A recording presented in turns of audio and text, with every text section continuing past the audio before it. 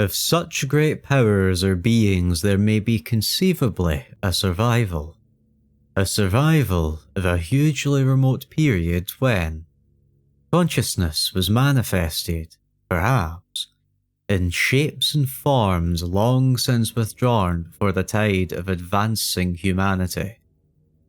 Forms of which poetry and legend alone have caught a flying memory and called them gods, monsters, mythical beings of all sorts and kinds. Algernon Blackwood.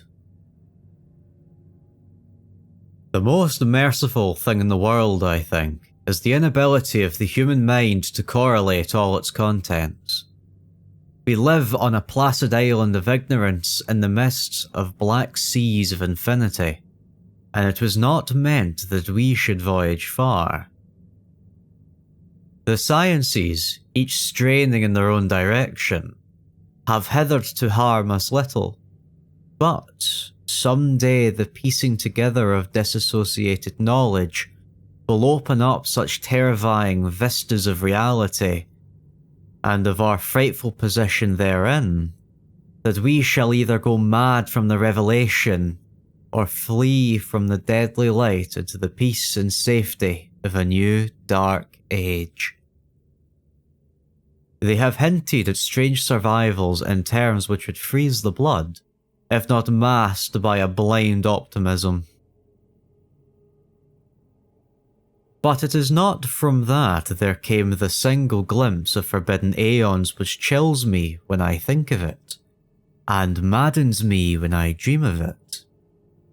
That glimpse, like all dreaded glimpses of truth, flashed out from accidental piecing together of a separated things. In this case, an old newspaper item and the notes of a dead professor. I hope that no one else will accomplish this piecing out. Certainly, if I live, I shall never knowingly supply a link in such hideous a chain. I think that the professor, too, intended to keep silent regarding the part he knew, and that he would have destroyed his notes had not sudden death seized him. My knowledge of the thing began in the winter of 1926 to 1927, with the death of my granduncle, George Gamel Angel, Professor Emeritus of Semitic Languages in Brown University, Providence, Rhode Island. Professor Angel was widely known as an authority on ancient inscriptions and had frequently been resorted to by the heads of prominent museums, so that his passing at the age of 92 may be recalled by many. Locally, interest was intensified by the obscurity of the cause of death. Falling suddenly, as witnesses said, after having been jostled by a nautical-looking man who had come from one of the queer dark courts of the precipitous hillside, which formed a shortcut from the waterfront to the deceased's home in William Street. Physicians were unable to find any visible disorder, but concluded after perplexed debate that some obscure lesion of the heart, induced by the brisk ascent of a steep hill by so elderly a man, was responsible for the end.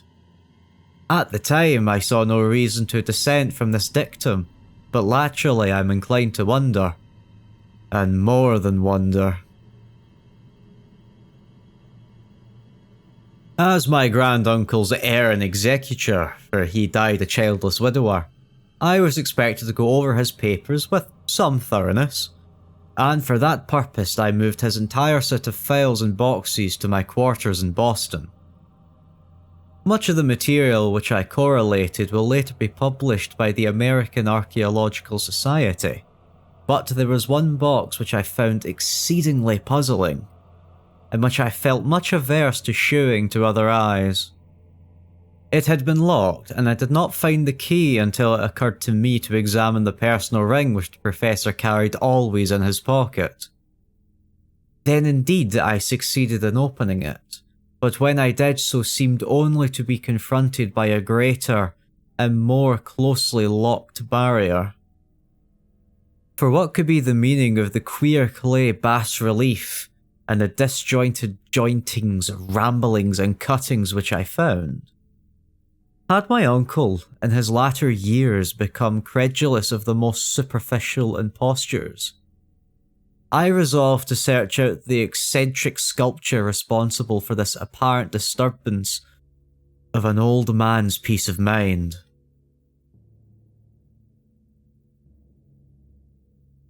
The bas relief was a rough rectangle, less than an inch thick and about 5 by 6 inches in area.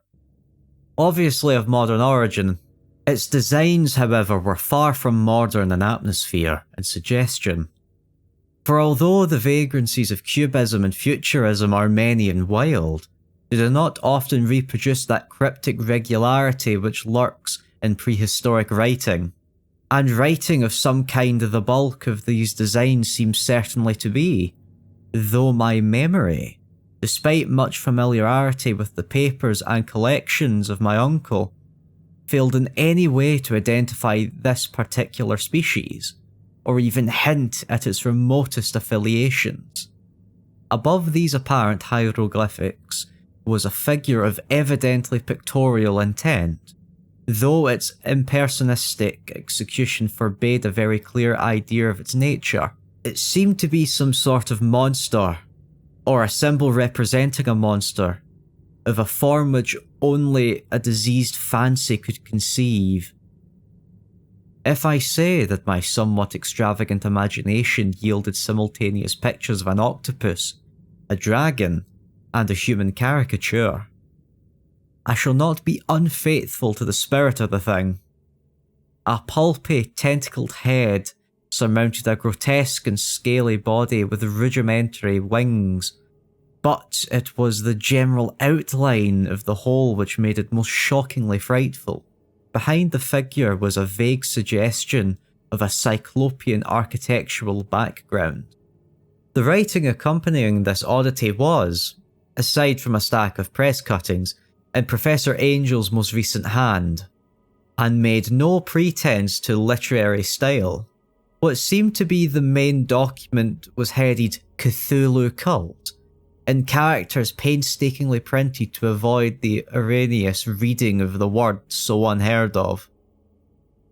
The manuscript was divided into 2 sections, the first of which was headed 1925, Dream and Dream Work of H.A. Wilcox, 7 Thomas Street, Providence, Rhode Island, and the second, Narrative of Inspector John R. Legrasse, 121 Benneville Street, New Orleans, LA, at 1908 AAS, notes on same, and Professor Webb's account.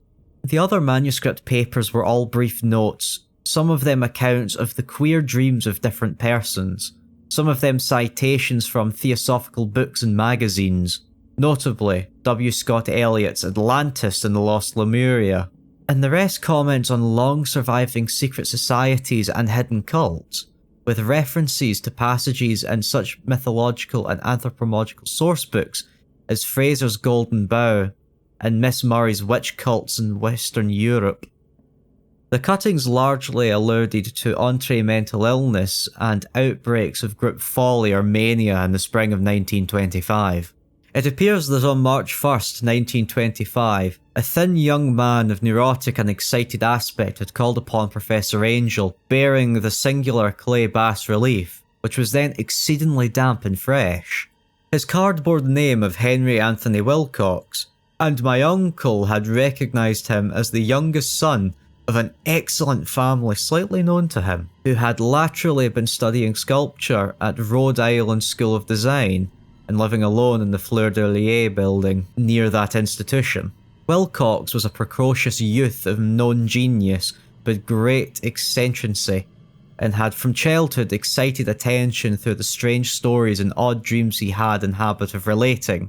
He called himself psychically hypersensitive, but the staid folk of the ancient commercial city dismissed him as merely queer. Never mingling much with his kind, he had dropped gradually from social visibility, and was now known only to a small group of aesthetes from other towns. Even the Providence Art Club, anxious to preserve their conservatism, has found him quite hopeless. On the occasion of the visit, ran the professor's manuscript, the sculptor abruptly asked for the benefit of the host's archaeological knowledge in identifying the hieroglyphics on the bas-relief.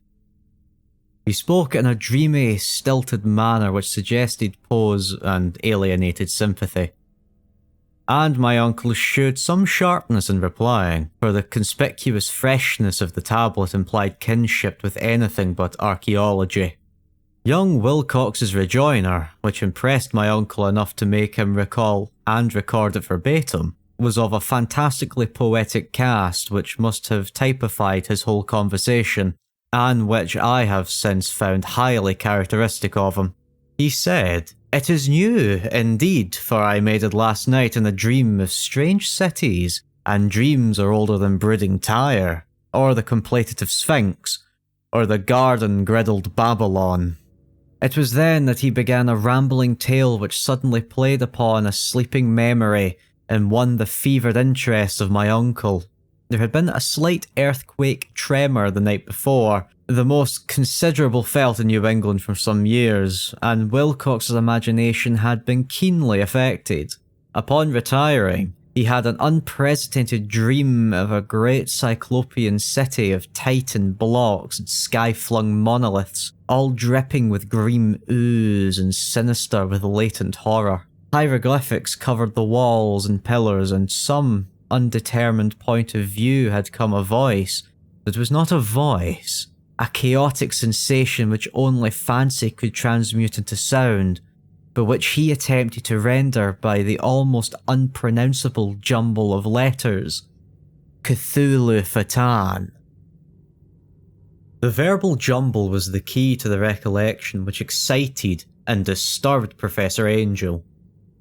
He questioned the sculpture with scientific minuteness, and studied with almost frantic intensity the bas-relief on which the youth had found himself working, chilled and clad only in his nightclothes, when waking had stolen bewilderingly over him. My uncle blamed his old age, Wilcox afterwards said, for his slowness in recognising both hieroglyphics and pictorial design. Many of his questions seemed highly out of place for his visitor, especially those which tried to connect the latter with strange cults or societies. And Wilcox could not understand the repeated promises of silence which he was offered in exchange for an admission of membership in some widespread mystical or paganly religious body. When Professor Angel became convinced that the sculpture was indeed ignorant of any cult or system of cryptic lore, he besieged his visitor with demands for future reports of dreams. This bore regular fruit, for after his first interview the manuscript records daily calls of the young man, during which he relates startling fragments of nocturnal imagery, whose burden was always some terrible cyclopean vista of dark and dripping stone, with a subterranean voice or intelligence shouting monotonously enigmatical sense impacts, undescribable save as gibberish.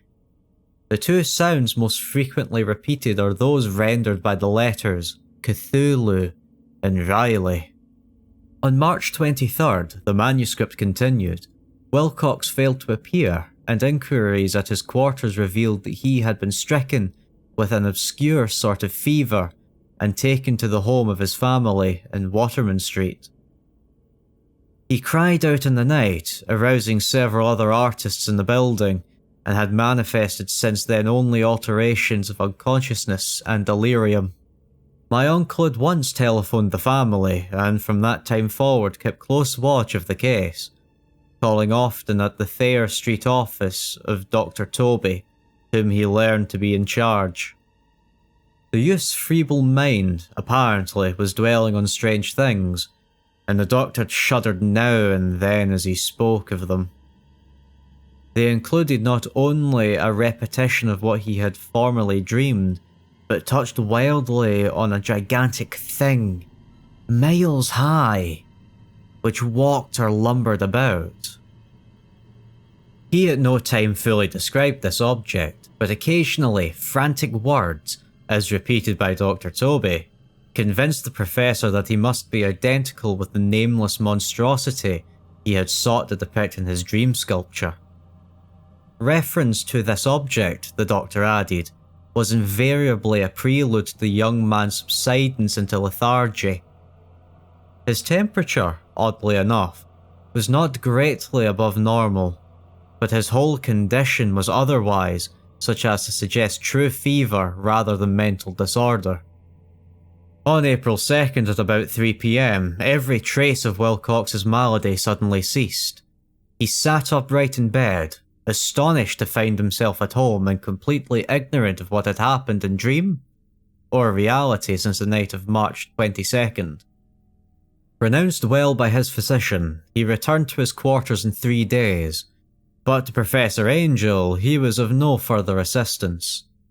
All traces of strange dreaming had vanished with his recovery, and my uncle kept no record of his night thoughts after a week of pointless and irrelevant counts of thoroughly usual visions. Here the first part of the manuscript ended, but references to certain of the scattered notes gave me much material for thought. So much, in fact, that only the ingrained skepticism then forming my philosophy can account for my continued distrust of the artist. The notes in question were those descriptive of the dreams of various persons covering the same period as which young Wilcox had had his strange visitations. My uncle, it seems, had quickly instituted a precariously far-flung body of inquiries amongst nearly all the friends whom he could question without impotence, asking for nightly reports of their dreams and the dates of any notable visions for some time past. The reception of his request seemed to have been varied, but he must, at the very least, have received more responses than any ordinary man could have handled without a secretary. This correspondence was not preserved, but his notes formed a thorough and really significant digest. Average people in society and business, New England's traditional salt of the earth, gave an almost completely negative result.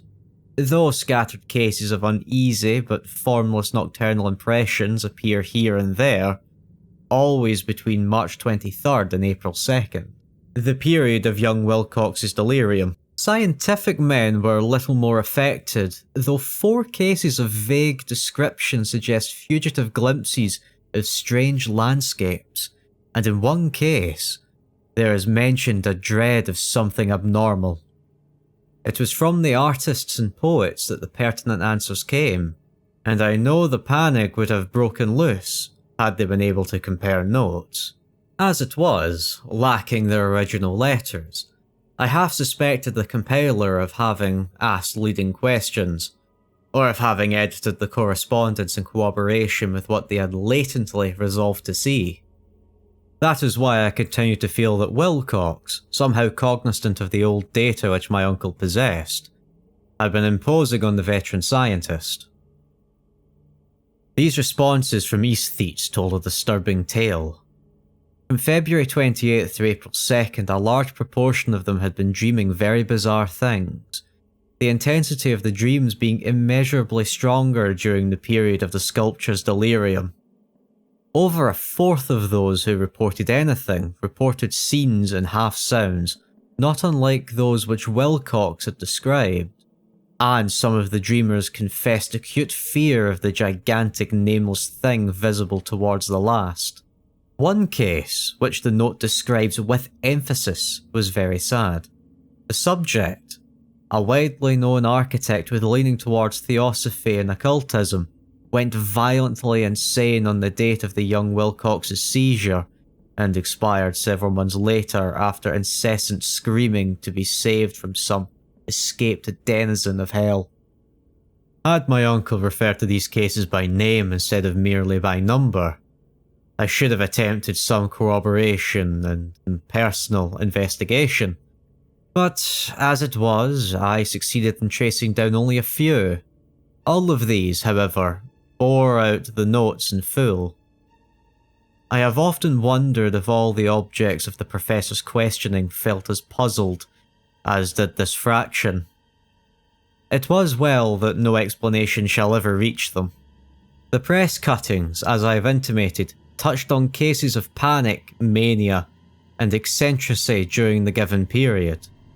Professor Angel must have employed a cutting bureau, for the number of extracts was tremendous and the sources scattered throughout the globe. Here was a nocturnal suicide in London, where a lone sleeper had leaped from a window after a shocking cry. Here, likewise, a rambling letter to the editor of a paper in South America, where a fanatic deduced a dire future for visions he has seen. A dispatch from California describes a theosophist colony as donning white robes en masse for some glorious fulfillment which never arrives, whilst items from India speak guardedly of serious native unrest towards the end of March. Voodoo orgies multiply in Haiti, and African outposts report ominous mutterings. American officers in the Philippines find certain tribes bothersome at this time, and New York policemen are mobbed by hysterical crowds on the night of March 22nd to 23rd. The west of Ireland, too, is full of wild rumour and legendary, and a fantastic painter named Ardrost Bonnet hangs a blasphemous dream landscape in Paris Spring Salon of 1926. And so numerous are the recorded troubles in insane asylums that only a miracle can have stopped the medical fraternity from noting strange parallels and drawing mystified conclusions. A weird bunch of cuttings, all told. And I can, at this date, scarcely envisage the callous rationalism with which I set them aside. But I was then convinced that young Wilcox had known of the older matters mentioned by the professor. The older matters which had made the sculptor's dream and bas-relief so significant to my uncle formed the subject of the second half of this long manuscript. Once before, it appears, Professor Angel had seen the hellish outlines of the nameless monstrosity, puzzled over the unknown hieroglyphics, and heard the ominous syllables which can be rendered only as Cthulhu. And all this in so stirring and horrible a conexation that in a small wonder he pursued young Wilcox with queries and demands for data. The earlier experience had come in 1908, 17 years before, when the American Archaeological Society held its annual meeting in St. Louis. Professor Angel, as befitted one of his authority and attainments, had had a prominent part in all the deliberations, and was one of the first to be approached by the several outsiders who took advantage of the convocation to offer questions for correct answering and problems for expert solution. The chief of these outsiders, and in short time the focus of interest for the entire meeting, was a commonplace-looking middle-aged man who had travelled all the way from New Orleans for certain special information, unattainable from any local source. His name was John Raymond Legrasse, and he was by profession an inspector of police. With him he bore the subject of his visit, a grotesque, repulsive, and apparently very ancient stone statuette, whose origin he was at a loss to determine. It must not be fancied that Inspector Legrasse had the least interest in archaeology. On the contrary, his wish for enlightenment was prompted by purely professional considerations. The statuette, idol, fetish, or whatever it was, had been captured some months ago in the wooded swamps south of New Orleans during a raid on a supposed voodoo meeting, and so singular and hideous were the rites connected with it that the police could not but realise that they had stumbled on a dark cult totally unknown to them. Of its origin, apart from the erratic and unbelievable tales extorted from the captured members, absolutely nothing was to be discovered. Hence the anxiety of the police for any antiquarian lore which might help them to place the frightful symbol. and through it tracked down the cult to its fountainhead. Inspector Legrasse was scarcely prepared for the sensation which his offering created. One sight of the thing had been enough to throw the assembled men of science into a state of tense excitement, and they lost no time in crowding around him to gaze at the diminutive figure whose utter strangeness and air of genuinely abysmal antiquity hinted so potently at unopened and archaic vistas. No recognised school of sculpture had animated this terrible object, yet centuries and even thousands of years seemed recorded on its dim and greenish surface of unplaceable stone. The figure, which was finally passed slowly from man to man for close and careful study, was between 7 and 8 inches in height, and of exquisitely artistic workmanship. It represented a monster of vaguely anthropoid outline, but with an octopus-like head whose face was a mass of feelers, a scaly, rubbery-looking body, prodigious claws on hind and 4 feet, and long narrow wings behind. This thing, which seemed instinct with a fearsome and unnatural malignancy, was of a somewhat bloated corpulence, and squatted evilly on a rectangular block or pedestal covered with undecipherable characters. The tips of the wings touched the back edge of the block. The seat occupied the centre, whilst the long curved claws of the doubled up, crouching hind legs gripped the front edge and extended a quarter of the way down towards the bottom of the pedestal. The cephalopod head was bent forward so that the ends of the facial feelers brushed the backs of the huge forepaws which clasped the croucher's elevated knees. The aspect of the whole was abnormally lifelike, and the more subtly fearful because its source was so totally unknown. Its vast, awesome, and incalculable age was unmistakable, yet not one link did it shew with any known type of art belonging to civilization's youth, or indeed to any other time.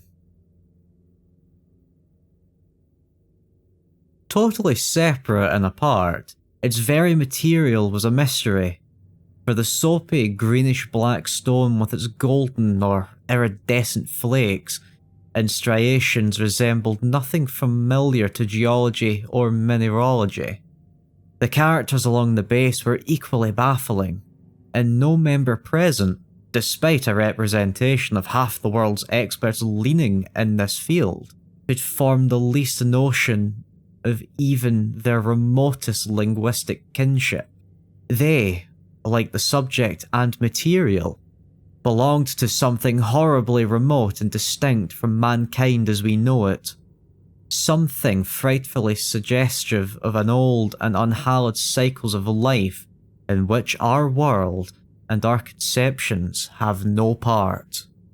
And yet, as the members severely shook their heads and confessed defeat at the inspector's problem, there was one man in that gathering who suspected a touch of bizarre familiarity in the monstrous shape and writing, and who presently told with some diffidence of the odd trifle he knew. This person was the late William Channing Webb, Professor of Anthropology in Princeton University, and an explorer of no slight note. Professor Webb had been engaged 48 years before in a tour of Greenland and Iceland in search of some runic inscriptions which he failed to unearth, and while high up on the West Greenland coast had encountered a singular tribe or cult of degenerates whose religion, a curious form of devil worship, chilled him with its deliberate bloodthirstiness and repulsiveness. It was a faith of which other natives knew little, and which they mentioned only in shudders, saying that it had come down from horribly ancient aeons before ever the world was made. Besides nameless rites and human sacrifices, there was a certain queer hereditary rituals addressed to a supreme elder devil, or Tunask. And of this, Professor Webb had taken a careful phonetic copy of an aged Agoch, or wizard priest, expressing the sounds in Roman letters as best as he knew how. But just now, of the prime significance was the fetish which this cult had cherished, and around which they danced when the aurora leaped high over the ice cliffs. It was, the professor stated, a very crude bas-relief of stone, comprising a hideous picture and some cryptic writing. And so far as he could tell, it was a rough parallel in all essential features of the bestial thing now lying before the meeting. This data, received with suspense and astonishment by the assembled members, proved doubly exciting for Inspector Legrasse, and had begun at once to ply his informant with questions. Having noted and copied an oral ritual among the swamp cult worshippers his men had arrested, he besought the professor to remember, as best as he might, the syllables taken down amongst the Diabolist Greenland natives. There then followed an exhaustive comparison of details, and a moment of really odd silence when both detective and scientist agreed on the verbal identity of the phrase common to two hellish rituals so many worlds of distance apart. What, in substance? Both the Greenland native wizards and the Louisiana swamp priests had chanted at their kindred idols was something very like this. The word divisions being guessed at from traditional breaks in the phrase is chanted aloud. Leglui Maglachan Cthulhu Riley Wagla Fatan. Legrasse had 1 point in advance of Professor Webb, for several among his mongrel prisoners had repeated to him what older celebrants had told them the words meant. The text, as given, ran something like this. In his house at Riley, dead Cthulhu waits dreaming.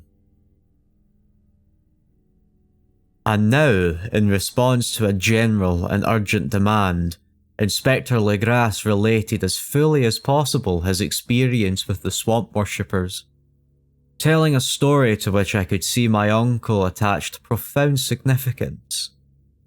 It savoured of the wildest dreams of myth-maker and theosophist, and disclosed an astonishing degree of cosmic imagination among such half-castes and faras as might be least expected to possess it. On November 1st, 1907, there had come to the New Orleans police a frantic summons from the swamp and lagoon country of the south. The squatters there, mostly primitive but good-natured descendants of Lafayette's men, were in the grip of stark terror from an unknown thing which had stolen upon them in the night.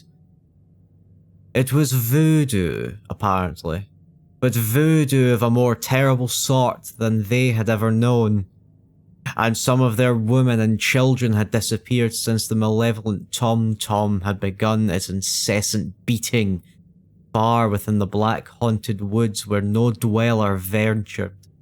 There were insane shouts and harrowing screams, soul-chilling chants and dancing devil flames, and, the frightened messenger added, the people could stand it no more.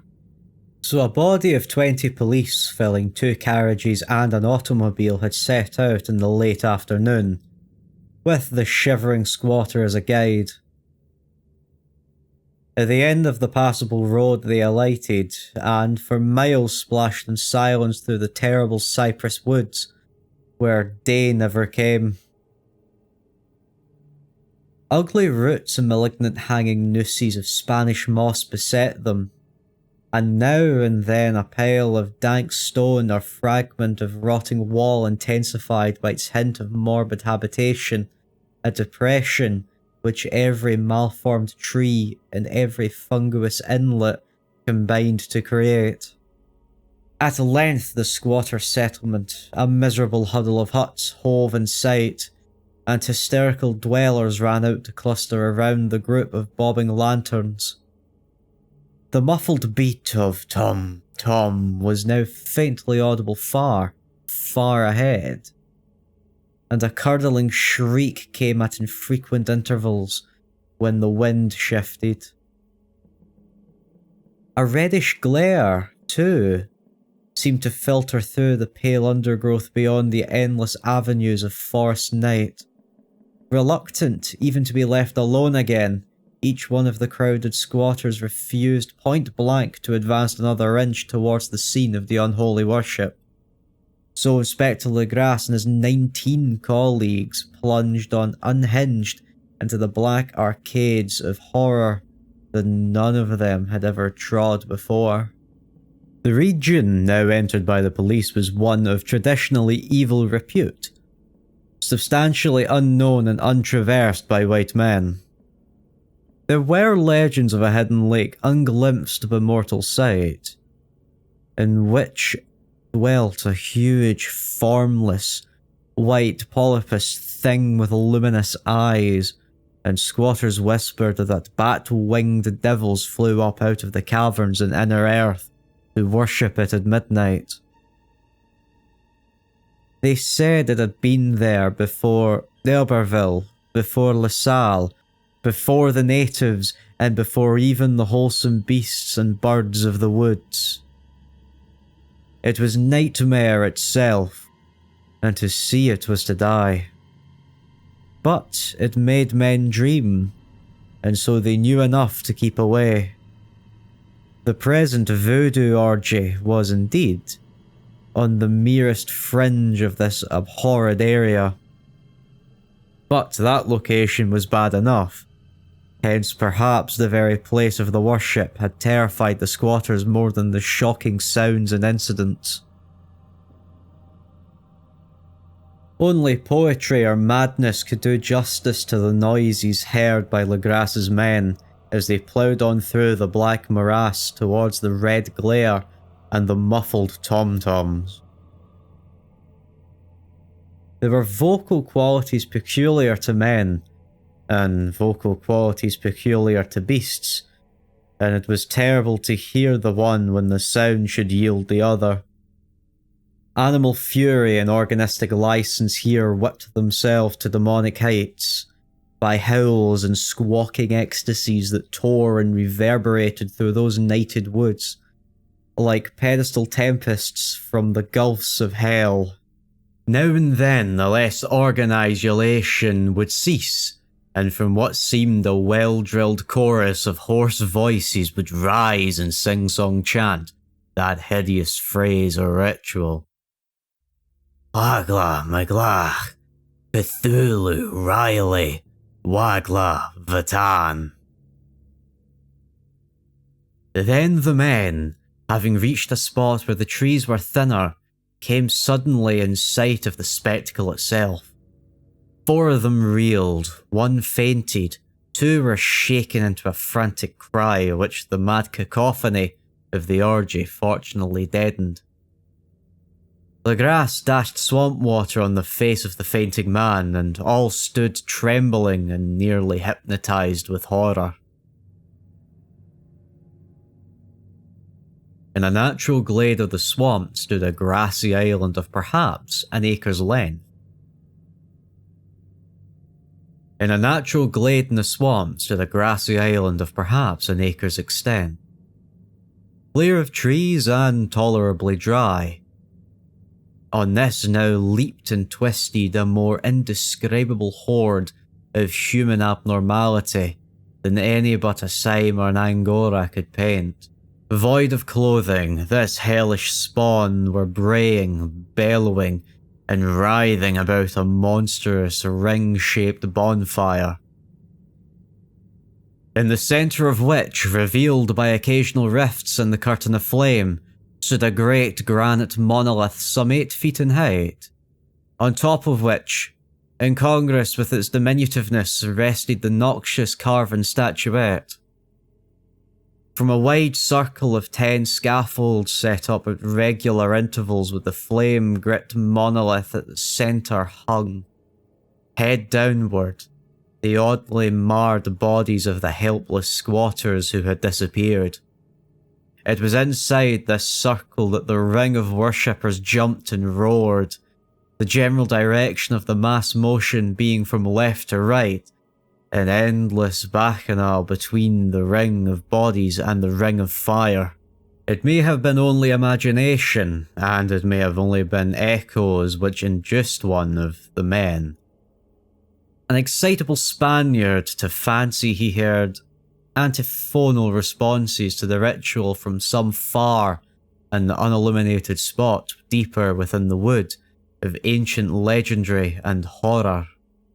This man, Joseph D. Galvez, I later met and questioned, and he proved distractingly imaginative. He indeed went so far as to hint of a faint beating of great wings, and of a glimpse of shining eyes He indeed went so far as to hint of a faint beating of wings, and of a faint glimpse of shining eyes, and a mountainous white bulk beyond the remotest trees. But I suppose he had been hearing too much native superstition. Actually, the horrified pause of the men was of comparatively brief duration. Duty came first, and although there must have been nearly 100 mongrel celebrants in the throng, the police relied on their firearms and plunged determinedly into the nauseous rout. For 5 minutes, the redolent din and chaos were beyond description. Wild blows were struck, shots were fired, and escapes were made, but in the end Legrasse was able to count some 47 sullen prisoners, whom he forced to dress in haste and fall into line behind 2 rows of policemen. 5 of the worshippers lay dead, and 2 severely wounded ones were carried away on improvised stretchers by their fellow prisoners. The image of the monolith, of course, was carefully removed and carried back by Legrasse.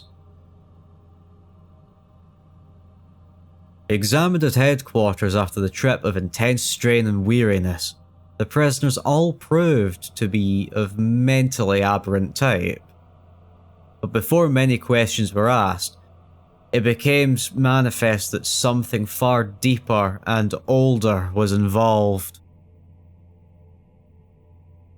Degraded and ignorant as they were, the creatures held with surprising consistency to the central idea of their loathsome faith.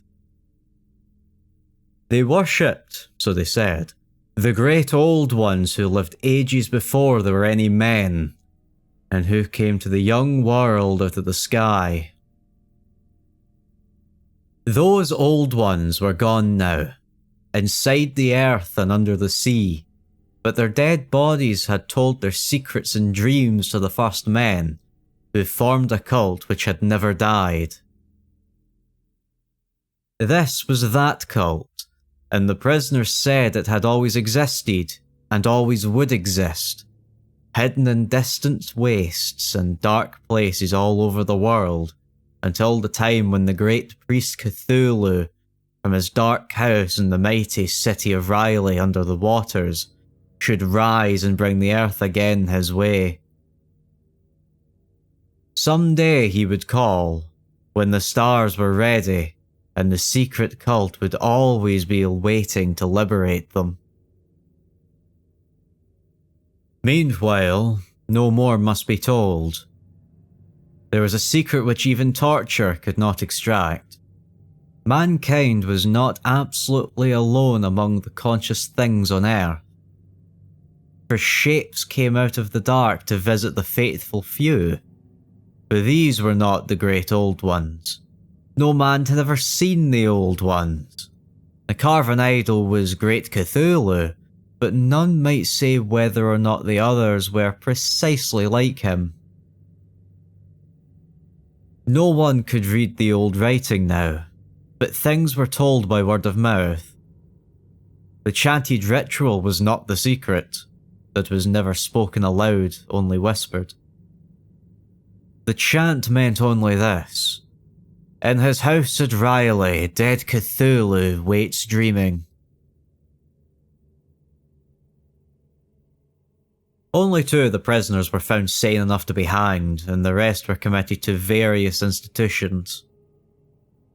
All denied a part in the ritual murders and averred that the killing had been done by black-winged ones, which had come to them from their immemorial meeting place in the haunted wood. But of those mysterious allies, no coherent account could ever be gained. What the police did extract came mainly from an immensely aged man called Castro, who claimed to have sailed to the strange ports and talked with undying leaders of the cult in the mountains of China. Old Castro remembered bits of hideous legend that paled the speculations of theosophists and made men in the world seem recent and transient indeed. There had been aeons when other things ruled on the earth, and they had had great cities.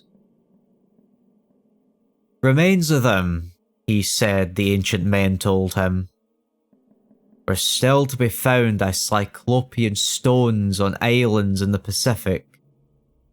They all died of vast epochs of time before man came. But there were arts which could revive them when the stars had come around again to the right position in the cycle of eternity.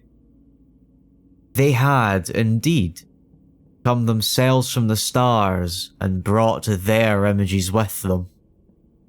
The great old ones, Castro continued, were not composed altogether of flesh and blood. They had shape, for did not this star-fashioned image prove it? But that shape was not made of matter. When the stars were right, they could plunge from world to world through the sky. But when the stars were wrong, they could not live. But although they no longer lived, they would never really die. They all lay in stone houses in their great city of Riley, preserved by the spells of mighty Cthulhu for a glorious resurrection, when the stars and the earth might once more be ready for them. But at that time, some force from outside must serve to liberate their bodies. The spells that preserved them intact likewise prevent them from making an initial move, and they could only lie awake in the dark and think whilst uncounted millions of years rolled by. They knew all that was occurring in the universe, but their mode of speech was transmitted thought. Even now, they talked in their tombs, when, after infinities of chaos, the first men came. The great old ones spoke to the sensitive among them by moulding their dreams, for only thus could their language reach the fleshy minds of mammals. Then, whispered Castro, those first men formed cults around small idols which the great ones shewed them. Idols bought in dim areas for dark stars.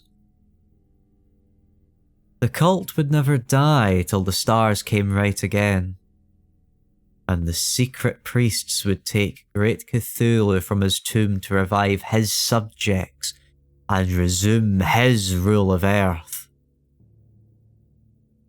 The time would be easy to know, for then mankind would have become as the great old ones, free and wild and beyond good and evil, with laws and morals thrown aside and all men shouting and killing and revelling in joy.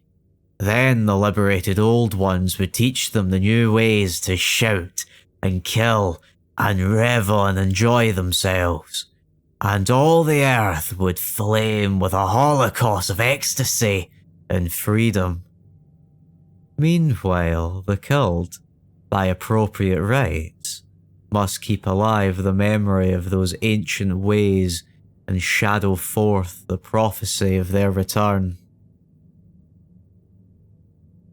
In the elder time, chosen men had talked with the entombed old ones in dreams. But then something had happened. The great stone city Riley, with its monoliths and sculptures, had sunk beneath the waves. And the deep waters, full of the one primal mystery through which not even thought can pass, had cut off the spectral intercourse. But memory never died, and High Priest said that the city would rise again when the stars were right. Then came out of the earth the black spirits of earth, mouldy and shadowy, and full of dim rumours picked up in caverns beneath forgotten sea bottoms. But of them old Castro dared not speak much. He cut himself off hurriedly, and no amount of persuading or subtlety could elicit more in this direction. The size of the old ones, too, he curiously declined to comment on. Of the cult, he said that he thought the centre lay amid the pathless deserts of Arabia, where Aram, the city of pillars, dreams hidden and untouched. It was not allied to the European witch cult and was virtually unknown beyond its members.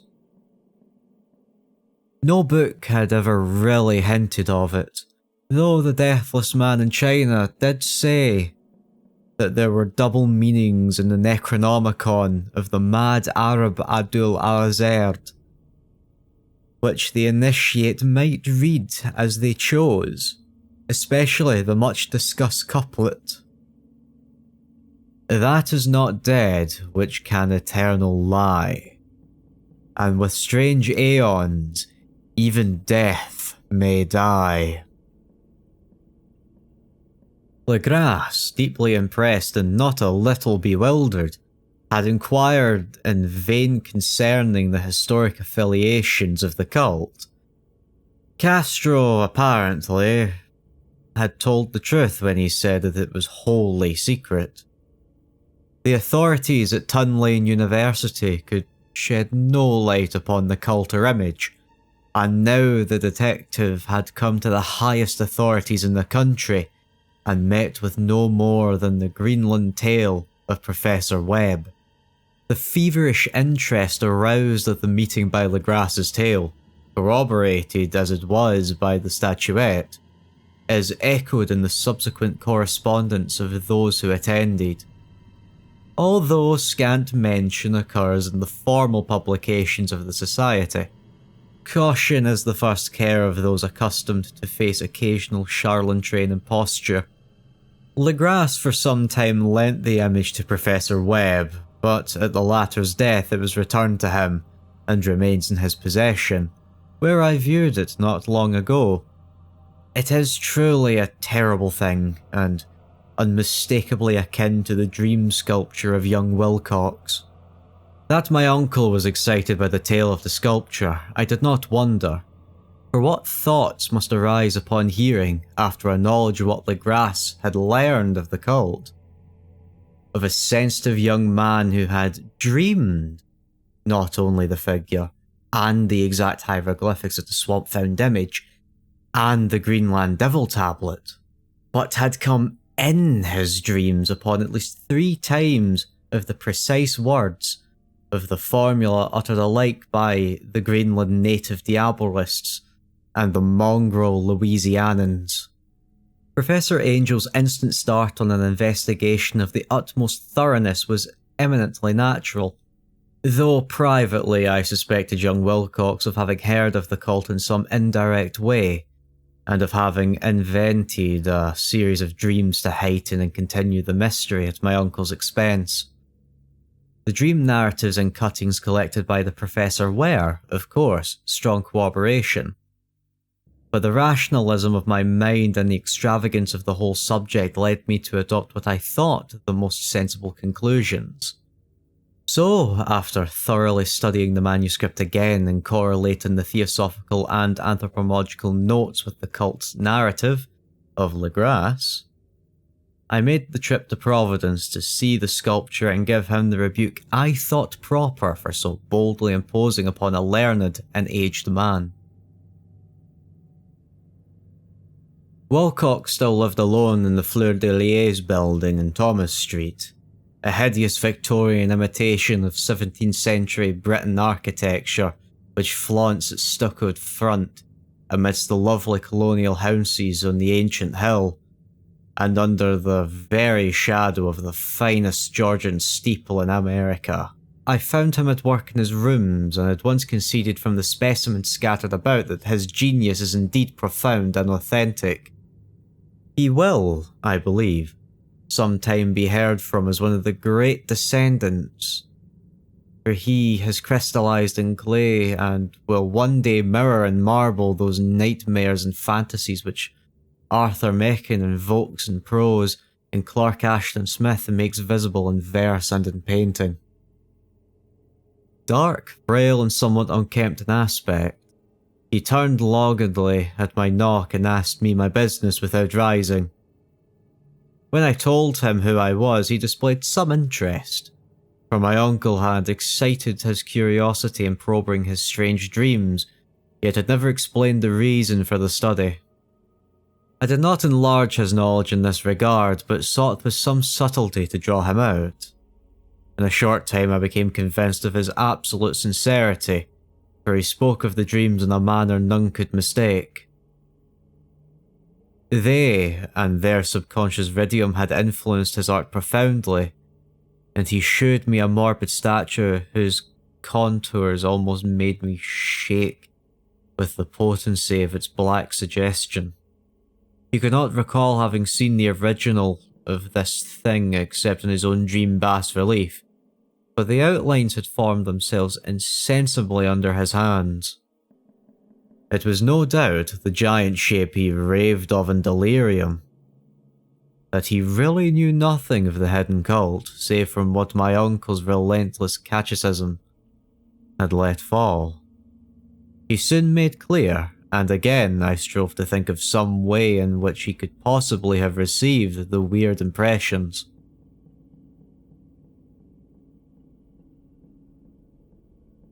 He talked of his dreams in a strangely poetic fashion, making me see with terrible vividness the damp cyclopean city of slimy green stone, whose geometry, he oddly said, was all wrong. And here, with frightened expectancy, the ceaselessness, half-mental calling from underground. Cthulhu Fatan, Cthulhu Fatan. These words had formed part of that dreaded ritual which told of dead Cthulhu's dream vigil in his stone-vaulted Riley, and I felt deeply moved despite my rational beliefs. Wilcox, I was sure, had heard of the cult in some casual way, and had soon forgotten it amidst the mass of his equally weird readings and imagination. Later, by virtue of its sheer impressiveness, it had found subconscious impression in his dreams, in the bas-relief, and in the terrible statue I now beheld, so that his imposture upon my uncle had been a very innocent one. The youth was of a type, at once slightly affected and slightly ill-mannered, which I could never like, but I was willing enough now to admit both his genius and his honesty. I took leave of him amicably and wished him all the success his talent promises. The matter of the cult still remained to fascinate me, and at times I had visions of personal fame from my research into its origin and connexations. I visited New Orleans, talked with Legras and others of that old-time raiding party, saw the frightful image, and even questioned such of a mongrel prisoner that still survived. Old Castro, unfortunately, had been dead for some years. What I now heard so graphically first-hand, though it was not really than a detailed confirmation of what my uncle had written, excited me afresh, for I felt sure that I was on the track of a very real, very secret, and very ancient religion whose discovery would make me an anthropologist of note. My attitude was still one of absolute materialism, as I wish it still were, and I discounted with almost inexplicable perversity the coincidence of the dream notes and the odd cuttings collected by Professor Angel. One thing I had begun to expect, and which I now fear I know, is that my uncle's death was far from natural. He fell on a narrow hill street leading up from an ancient waterfront after a careless push from a sailor. I did not forget the cult members in Louisiana and would not be surprised to learn of a secret method and poison needles as ruthless and as anciently known as the cryptic rites and beliefs. Legras and his men, it is true, have been let alone. But in Norway, a certain seaman who saw things is dead. Might not the deeper inquiries of my uncle after encountering the sculptor's data have come to sinister ears? I think Professor Angel died because he knew too much, or because he was likely to learn too much. Whether I shall go as he did remains to be seen, for I have learned too much now. If heaven ever wishes to grant me a boon, it will be a total effacing of the results of a mere chance which fixed my eye on a certain stray piece of shelf paper. It was nothing on which I would naturally have stumbled in the course of my daily round, for it was an old number of an Australian journal, the Sydney Bulletin of April 18th, 1925. It had escaped even the cutting bureau, which had at the time of its issuance been avidly collecting material for my uncle's research. I had largely given over the inquiries into what Professor Angel called the Cthulhu cult, and was visiting a learned friend in Paterson, New Jersey, the curator of a local museum and a mineralogist of note. Examining one day the reserve specimens roughly set on the storage shelves in a rear room of the museum, my eye was caught by an old picture in one of the old papers spread beneath the stones. It was the Sydney Bulletin I have mentioned, for my friend has wide affiliations in all conceivable foreign parts.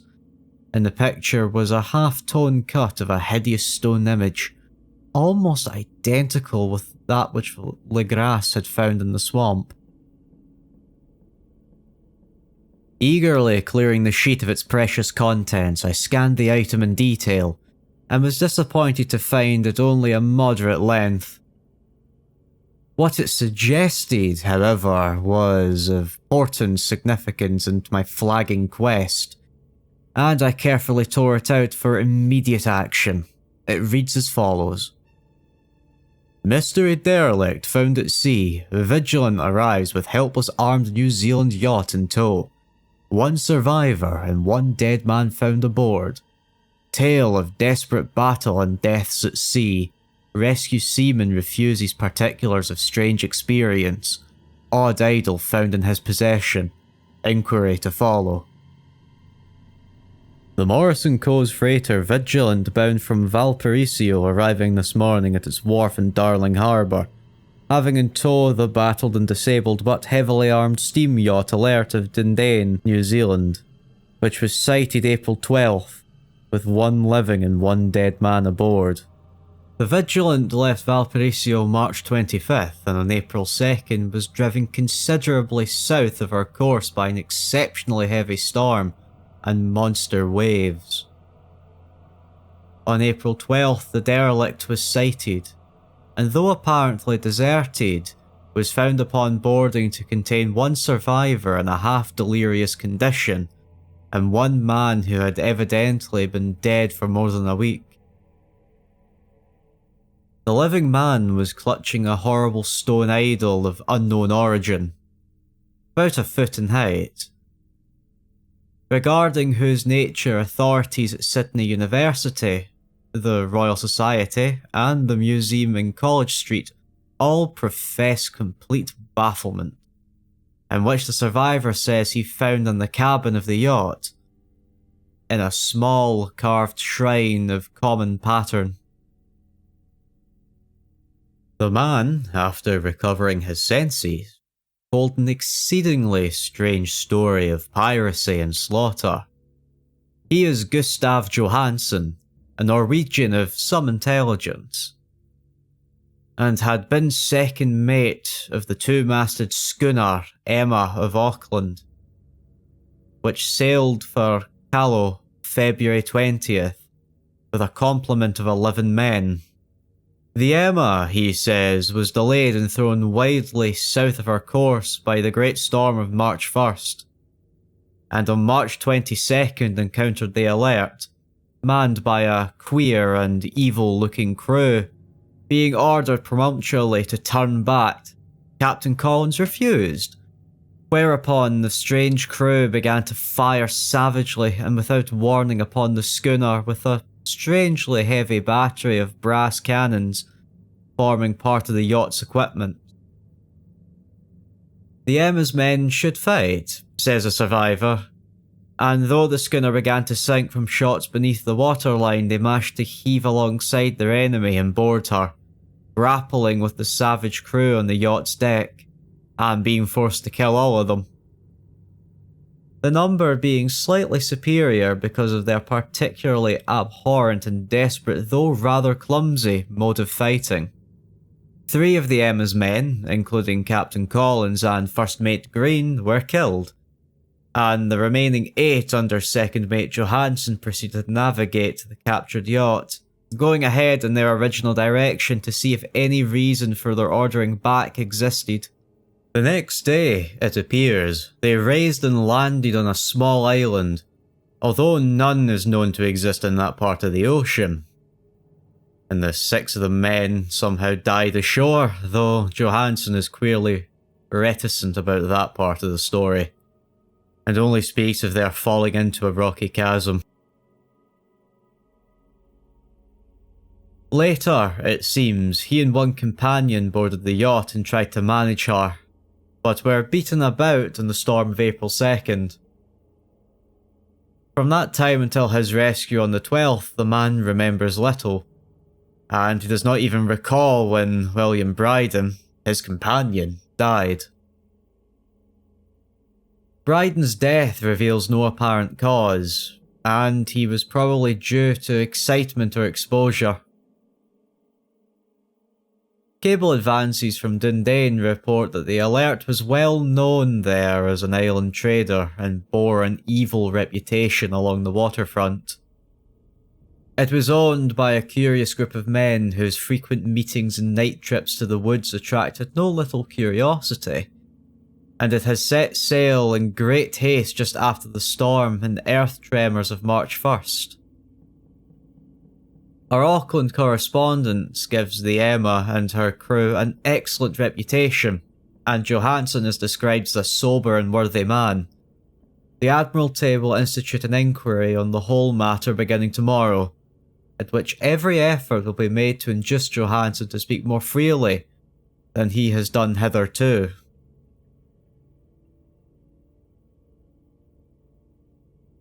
This was all, together with the picture of the hellish image, but what a train of ideas it started in my mind.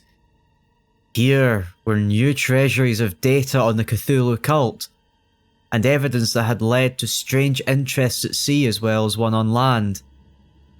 What motive prompted this strange crew to order back the Emma as they sailed about their hideous idol? What was the unknown island which 6 of the Emma's crew had died on? And about which mate Johansen was so secretive? What had the Vice Admiralty's investigation brought out? And what was known of the noxious cult in Dunedin? And most marvellous of all, what deep and more than natural linkage of dates was this which gave a malignant and now undeniable significance to the various turns of events so carefully noted by my uncle? March 1st, or April 28th according to the international dateline, The earthquake and the storm had come. From Dundane, the Alert and her noisome crew had darted eagerly forth as if imperiously summoned. And on the other side of the earth, poets and artists began to dream of a strange, dank, cyclopean city, whilst a young sculptor had moulded in his sleep the form of the dreaded Cthulhu. March 23rd, the crew of the Emma landed on an unknown island and left 6 of her men dead. And on that date, the dreams and sensitive men assumed a heightened vividness and darkness, with dread of a giant monster's malign pursuit. Whilst an architect had gone mad and the sculpture had lapsed suddenly into delirium. And what of the storm of April 2nd, the date in which all dreams of this dank city ceased, and Wilcox emerged unharmed from the bondage of strange fever? What of all this, and of those hints of old Castro about the sunken starborn old ones and their coming reign? Their faithful cult and their mastery of dreams? Was I tottering on the brink of cosmic horrors beyond man's power to bear? If so, they must be horrors of the mind alone, for in some way the 2nd of April had put a stop to whatever monstrous menace had begun its siege on mankind's soul. That evening, after a day of hurried cabling and arranging, I bade my host adieu and took a train for San Francisco. In less than a month I was in Dundane, where, however, I found that little was known of the strange cult members who had lingered in the old sea taverns. Waterfront scum was far too common for special mention, though there was vague talk about one inland trip these mongrels had made, during which faint drumming and a red flame were noted on distant hills. In Auckland I learned that Johansson had returned, with yellow hair turned white, after prefatory and inconclusive questioning at Sydney, and hereafter sold his cottage in West Street and sailed with his wife back to his old home in Oslo. For his stirring experience, he would tell his friends no more than he told them. Of his stirring experience, he would tell none of his friends no more than he had told the Admiralty officials. And all they could do was give me his Oslo address.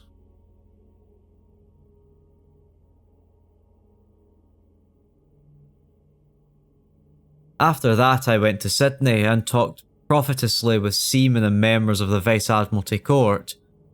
I saw the Alert, now sold and in commercial use, at Circular Quay in Sydney Cove, but gained nothing from its non-commutal bulk.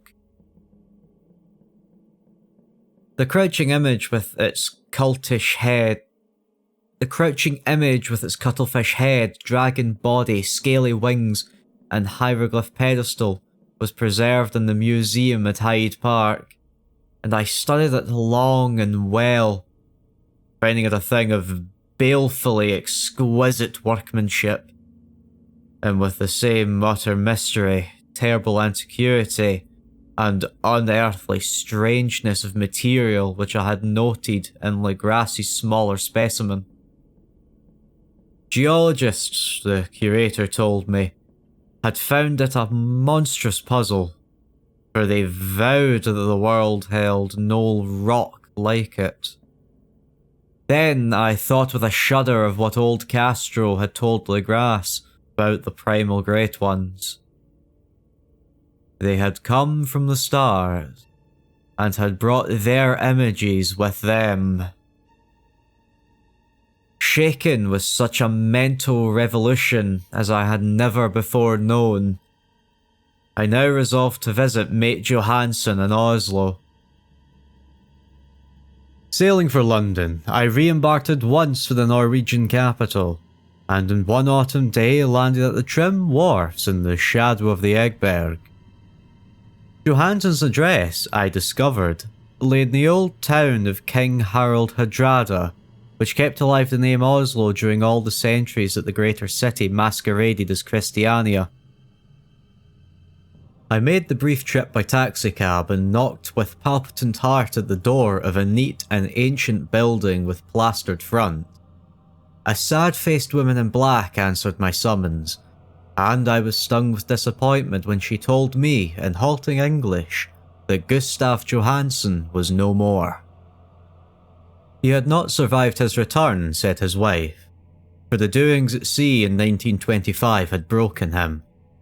He had told her no more than he had told the public, but had left a long manuscript of technical matters, as he said, written in English, evidently in order to safeguard her from the peril of casual perusal. During a walk through a narrow lane near the Gothenburg dock, a bundle of papers falling from an attic window had knocked him down. 2 Lascar sailors at once helped him to his feet, but before the ambulance could reach him, he was dead. Physicians found no adequate cause for the end and laid it to a troubled heart and a weakened constitution. I now felt gnawing at my vitals that dark terror which will never leave me till I, too, am addressed, accidentally or otherwise. Persuading the widow that my connexation with her husband's technical matters was sufficient to entitle me to his manuscript, I bore the document away and began to read it on the London boat. It was a simple, rambling thing, a naive sailor's effort at a post-facto diary, and strove to recall day by day that last awful voyage.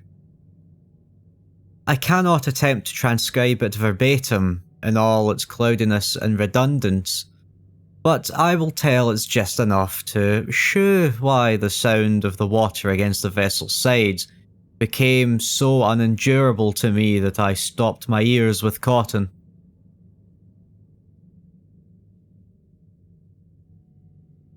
Johansson, thank God, did not know quite all, even though he saw the city and the thing.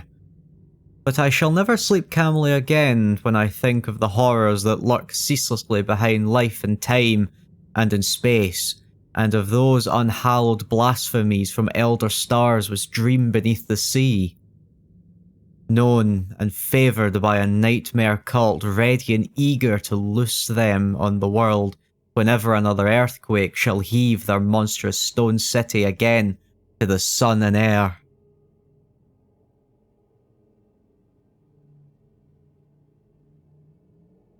Johansson's voyage had begun just as he told it to the Vice-Admiralty. The Emma, in ballast, had cleared Auckland February 20th, and he felt the full force of that earthquake-born tempest which must have heaved up from the sea bottom the horrors that filled the men's dreams. Once more under control, the ship was making good progress when held up by the alert on March 22nd, and I could feel the mate's regret as he wrote of her bombardment and sinking.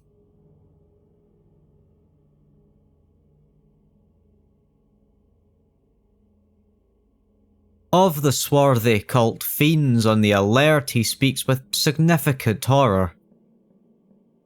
There was some peculiarly abnormal quality about them which made their destruction seem almost a duty.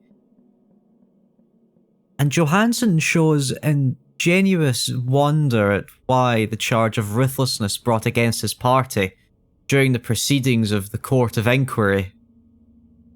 Then, driven ahead by curiosity in their captured yacht under Johansson's command, the men sight a great stone pillar sticking out of the sea, and come upon a coastline of mingled mud, ooze, and weedy cyclopean masonry, which can be nothing less than the tangible substance of Earth's supreme terror, the nightmare corpse city of Riley.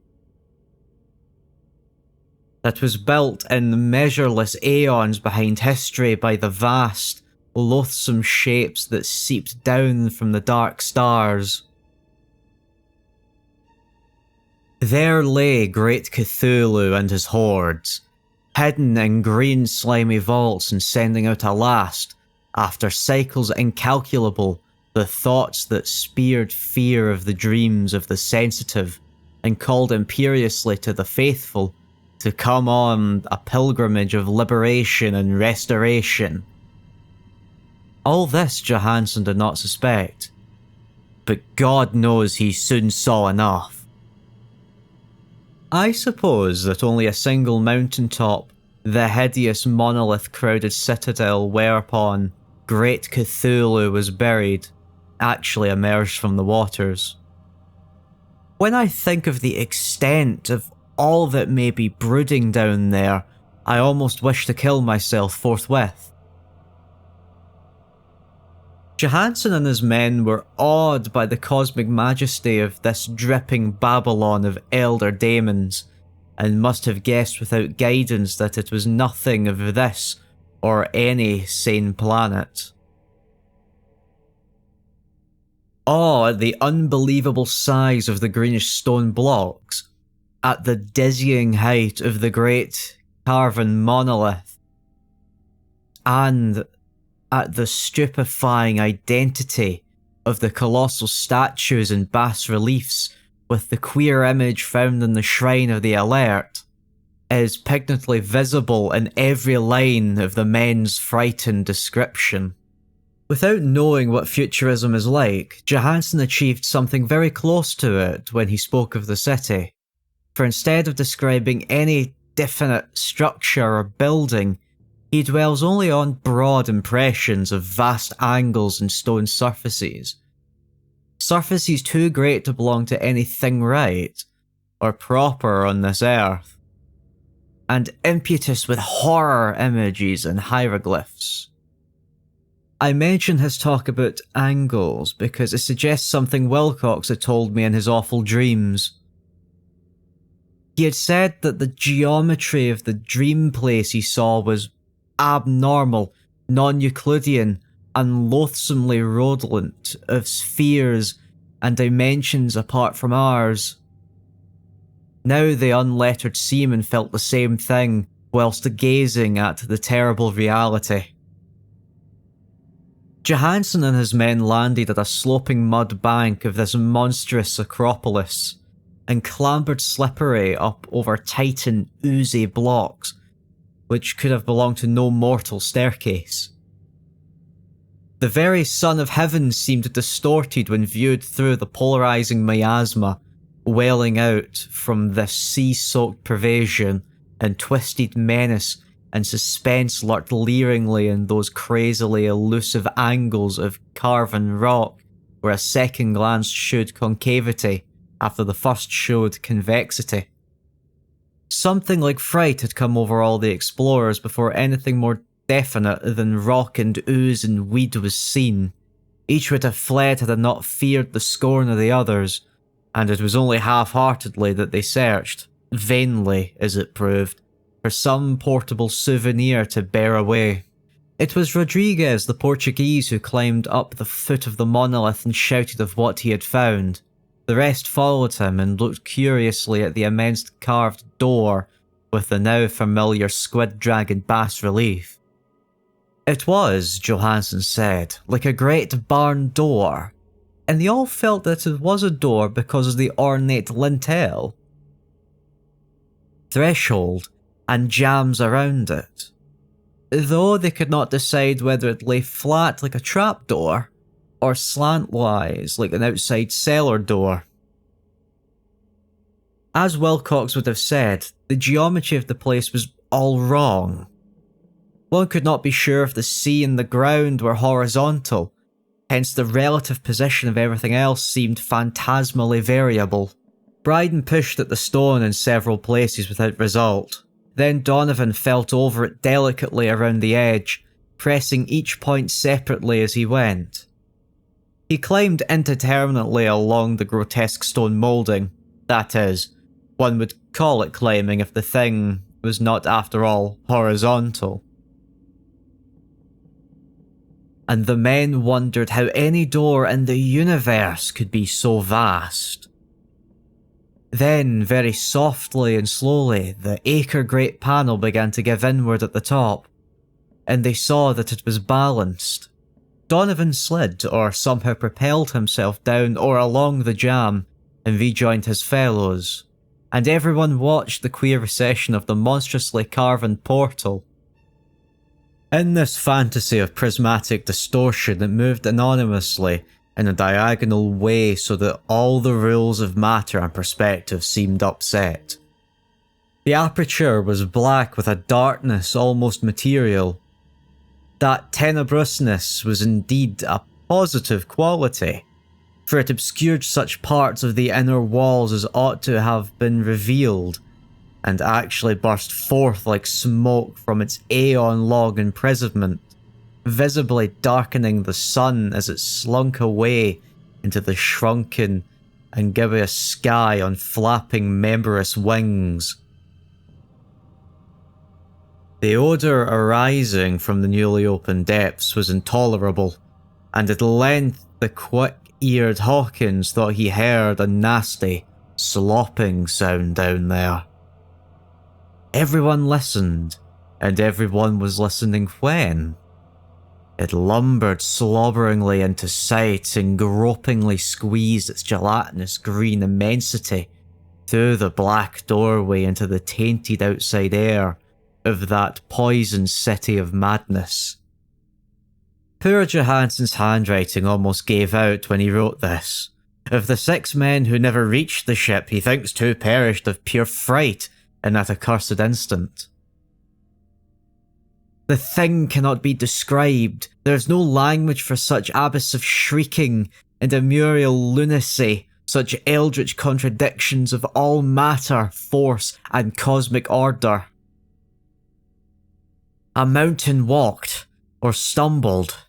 God! What wonder that across the earth a great architect went mad, and poor Wilcox raved with fever in that telepathic instant. The thing of the idols, the green, sticky spawn of the stars, had awakened to claim his own. The stars were right again, and what an age-old cult had failed to do by design, a band of innocent sailors had done by accident. After victillions of years, great Cthulhu was loose again, and raving for delight. 3 men were swept up by the flabby claws before anyone turned around. God rest them, if there be any rest in the universe. They were Donovan, Guerrera, and Angstrom. Parker slipped as the other 3 were plunging frenziedly over endless vistas of green-crusted rock to the boat, and Johansson swears he was swallowed up by an angel of masonry which shouldn't have been there. An angel which was acute, but behaved as though it were obtuse. So only Bryden and Johansson reached the boat, and pulled desperately for the alert. As the mountainous monstrosity flopped down the slimy stone and hesitated, floundering at the edge of the water. Steam had not been suffered to go down entirely, despite the departure of all hands for the shore, and it was the work of only a few moments of feverish rushing up and down between wheel and engines to get the alert underway. Slowly, amidst the distorted horrors of that indescribable scene, she began to churn the lethal waters, whilst on the masonry of that charnel shore that was not of earth, the titan thing from the stars slavered and gibbered like Polytheme cursing the fleeing ship of Odysseus. Then, bolder than the storied Cyclops, great Cthulhu slid gracefully into the water and began to pursue with vast wave-raising strokes of cosmic potency. Bryden looked back and went mad, laughing in intervals till death found him one night in the cabin, whilst Johansson was wandering deliriously. But Johansson had not given up yet. Knowing that the thing could surely overtake the alert until steam was fully built up, he resolved on a desperate chance, and setting the engine for full speed, ran lightning-like on deck and reversed the wheel. There was a mighty eddying and foaming in the noisome brine. and as the steam mounted higher and higher, the brave Norwegian drove the vessel head-on against the pursuing jelly, which rose above the unclean froth like the stern of a Damon galleon. The awful squid head was writhing feelers came up nearly to the bowsprit of the sturdy yacht, but Johansen drove on relentlessly. There was a bursting as of an exploding bladder, and slushing nastiness as of a cloven sunfish, a stench as of 1,000 open graves, and the sound that the chronicler would not put on paper. For an instant, the ship was befouled by an acrid and blinding green cloud, and then there was only a venomous seething astern where, God in heaven! The scattered plasticity of the nameless sky spawn was nebulously recombining in its hateful original form, whilst its distance widened every second as the alert gained impetus from its mounting steam. That was all. After that, Johansen only brooded over the idol in the cabin and attended to a few matters of food for himself, and the laughing maniac by his side. He had not tried to navigate after the first bold flight, but the reaction had taken something out of his soul. Then came the storm of April 2nd, and a gathering of clouds above his consciousness. There is a sense of spectral whirling through liquid gulfs of infinity, of dizzying rides through reeling universes on a comet's tail, and of hysterical plunges from the pit to the moon and the moon back again to the pit, all livened by a catching chorus of the distorted, hilarious elder gods and the green bat-winged mocking imps of Tartarus. Out of the dream came rescue, the Vigilant, the Vice Admiralty Court, the streets of Dundane, and the long voyage back home to the old house by the Eggberg. He could not tell. They would think him mad. He would write of what he knew before his death came, but his wife must not guess. Death would be a boon if only it could blot out the memories. That was the document I read, and now I have placed it in a tin box besides the bas relief and the papers of Professor Angel. With it shall go this record of mine, this test of my own sanity, wherein is pieced together that which I hope may never be pieced together again. I have looked upon all that the universe has to hold of horror, and even the skies of spring and the flowers of summer must ever after be poison to me. But I do not think my life will be long. As my uncle went, as poor Johansen went, so shall I go. I know too much, and the cult still lives. Cthulhu still lives too, I suppose. Again in that chasm of stone which has shielded him since the sun was young. His accursed city is sunken once more, for the Vigilant sailed over the spot after the April storm. But his ministers on earth still below and prance and slay around idol-capped monoliths in lonely places. He must have been trapped by the sinking whilst within the black abyss, or else the world would by now be screaming with fright and frenzy. Who knows the end? What has risen may sink, and what has sunk may rise. Loathsomeness waits and dreams in the deep, and decay spreads over the tottering city of man. A time will come, but I must not and cannot think. Let me pray that, if I do not survive this manuscript, my executors put caution before audacity, and see that it meets no other eye.